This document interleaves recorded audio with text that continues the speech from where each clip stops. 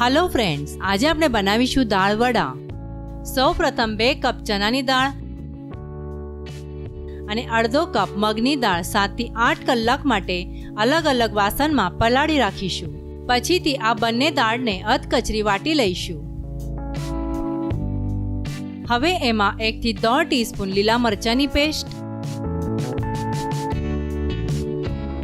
1 થી 1.5 ટીસ્પૂન આદુ અને લસણની પેસ્ટ,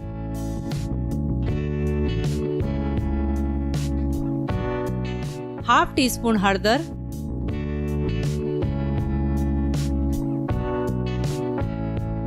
1.5 टीस्पून धाना जीरु, 1.5 टीस्पून लाल मरचू,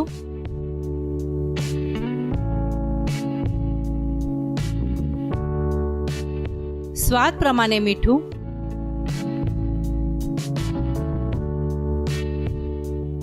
અને થોડા વધારે પ્રમાણમાં લીલા ધાણા નાખીને આ સર્વ સામગ્રીને મિક્સ કરી લઈશું।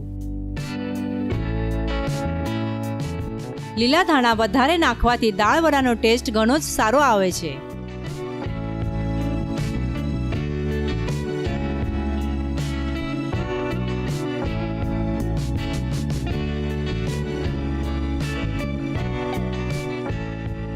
હવે એમાં જરૂરિયાત પ્રમાણે પાણી નાખીને આ ખીરાને થોડું પાતળું કરી લઈશું।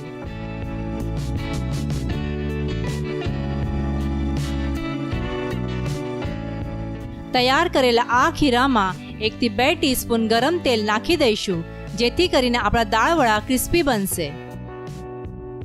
તેલને મિક્સ કરી લઈશું।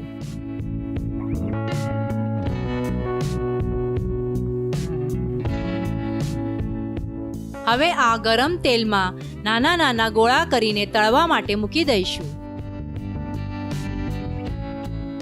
તળતી વખતે ગેસ મીડિયમ રાખીશું।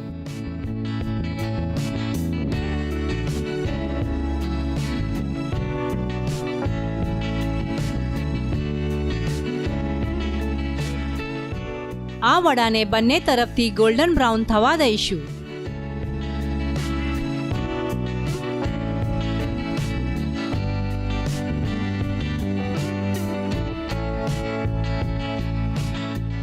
હવે ગોલ્ડન બ્રાઉન થયા બાદ એક પ્લેટમાં કાઢી લઈશું।